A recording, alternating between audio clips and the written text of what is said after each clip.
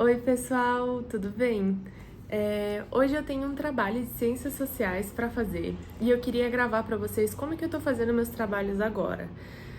Eu achei que, assim, o modo que eu tô fazendo me ajuda, eu consigo rever as coisas depois e achar as coisas mais fáceis e também tá dando resultados bons, assim, os feedbacks dos professores e as notas estão sendo legais.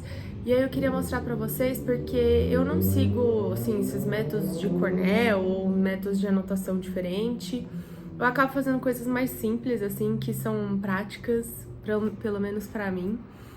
E quem sabe, assim, consegue ajudar alguém ou até a gente compartilhar, tipo, já tentou desse jeito ou fazer de outra forma e quem sabe, né, a gente vai compartilhando conhecimentos. Então, como eu disse, eu não uso nada muito específico, eu só uso um bloquinho de notas que eu comprei tem algum tempo e aí, assim, eu anoto de todas as matérias, tá? Não é nada específico. Eu vou lá, escrevo, elites, e aí eu anoto as ideias que eu tive, o que eu compreendi dessa parte da matéria.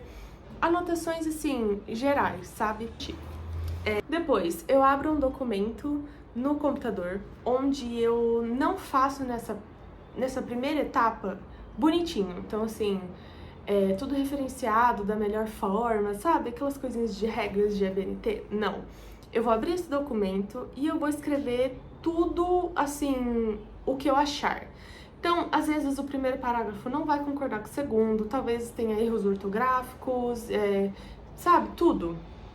Não importa. Por quê?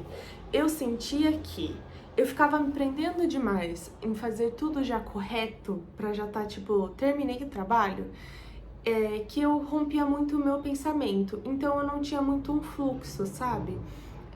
Eu tava já pensando, sei lá, escrevendo um parágrafo, mas não concordou com o anterior. Então eu já rompia com o pensamento ali, não terminava às vezes de escrever, não falava do jeito que eu queria, porque eu já tinha que automaticamente concordar com o anterior, ou já estava pensando no próximo. Por isso eu escrevo tudo que eu quero escrever e depois eu vou fazer o texto realmente bonitinho para ser entregue. E eu também estou usando o meu iPad, o aplicativo GoodNotes, onde eu já abro tudo ali, já deixo minhas anotações, o que facilita muito mais. Então vamos lá! Vocês vão perceber que eu fico lendo no iPad o texto e aí eu escrevo com as minhas palavras no computador.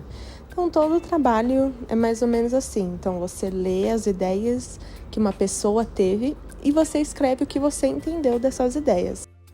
Confesso que na questão de formatação eu ainda costumo errar, porque é diferente de Portugal para o Brasil. Então, às vezes eu confundo, faço a BNT brasileira e depois a portuguesa. Eu acabo assim não me importando muito, não ficando muito noiada nessas coisas, porque acaba confundindo, isso é extremamente normal. A gente tá fazendo trabalho para aprender, às vezes eu acho que é desse jeito e não é.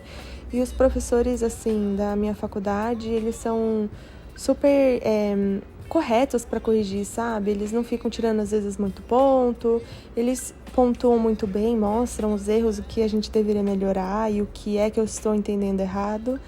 Então, isso aí é uma coisa que eu confesso que eu acho que vai me acompanhar até o final, essa confusão de qual é qual e se é ou não é, o português ou o brasileiro.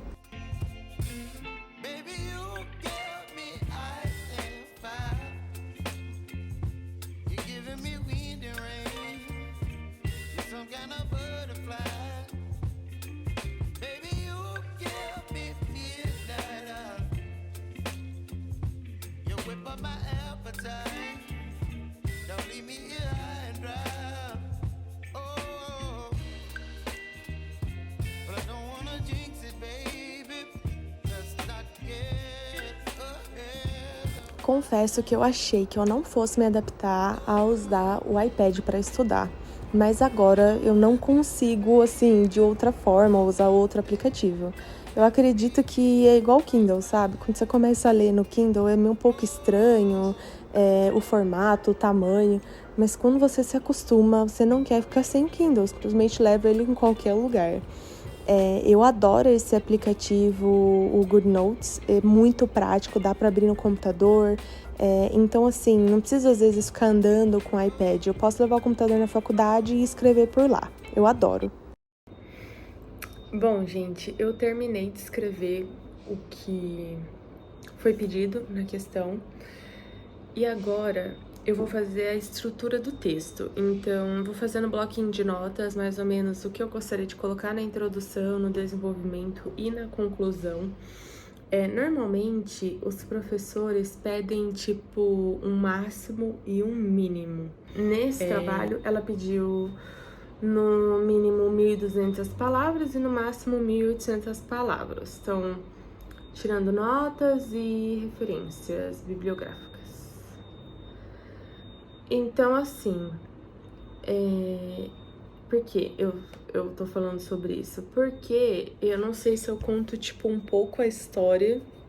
Porque no texto, ela faz bastante esse contexto histórico das coisas. Então, eu não sei se seria interessante eu colocar isso também. Ou, sei lá, só... É que eu acho ruim, tipo, já ir direto, sabe? Ah, então, porque movimento social é isso e comportamento social é isso... E eles se relacionam em tal coisa. Então, eu acho que na minha introdução eu vou falar um pouquinho desse contexto histórico do surgimento dos movimentos sociais. E a partir disso, no desenvolvimento, eu já falo a diferença entre os dois e... A diferença não, a relação entre os dois e o que é um e o que é outro. Provavelmente eu vou fazer isso. Eu vou escrever agora e aí eu mostro pra vocês.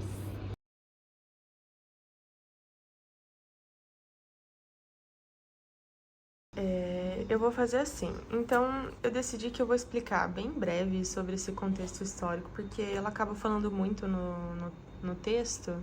Eu acho que, assim, é chato só entrar já com a explicação sobre os dois pontos e como se conectam.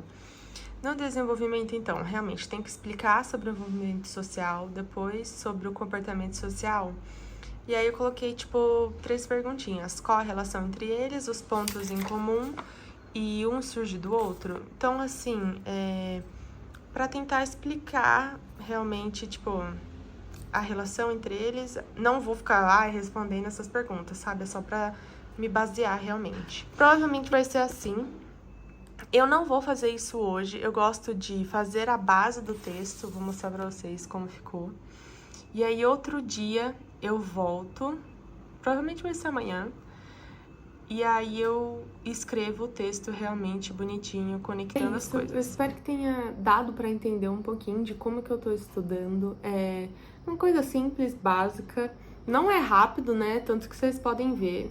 Só que eu tô gostando de fazer assim, então, tipo, o trabalho ele abriu ontem e eu já estou fazendo hoje, né? Ontem eu reli as coisas pra hoje já escrever, porque eu sinto que agora a minha mente eu vou mudar de tópico. E quando eu volto para esse tópico, eu já estou descansada. Às vezes eu já tive novas ideias, eu tive alguma coisa em relações internacionais, eu consigo trazer para ciências sociais. Então eu vou fazendo essas ligações, sabe? Então eu gosto de ter esse tempo a mais. Por isso, óbvio, não é sempre que dá, né? Às vezes junta tudo. Mas quando dá, eu aproveito demais isso de fazer aos poucos. Então amanhã eu vou acordar com calma, pego e já escrevo a primeira questão. E já vou pensando na segunda, sabe? Até hoje mesmo, caso eu consiga, tenha tempo, eu pego, já leio um pouco da segunda para começar a escrever, senão amanhã eu já consigo fazer. Ou às vezes eu já faço a base da segunda manhã para escrever tudo junto. Então depende, mas eu gosto de fazer dividido assim, porque eu sinto que eu escrevo melhor, eu não fico estressada, apressada, e não perco muitas coisas, sabe? Ai, esqueci de colocar tal coisa. Às vezes eu releio certos trabalhos que eu não tive muito tempo e fica essa coisa de... Nossa, mas eu poderia ter falado isso aqui nessa parte, sabe? Então, o vídeo foi esse. Eu espero que tenham gostado, que tenha dado pra entender. Eu tentei mudar um pouquinho o jeito desse vídeo. Eu comprei uma iluminação, consegui fazer umas coisas diferentes. E eu espero que tenha dado pra compreender, tenha sido legal. E até o próximo vídeo. Tchau!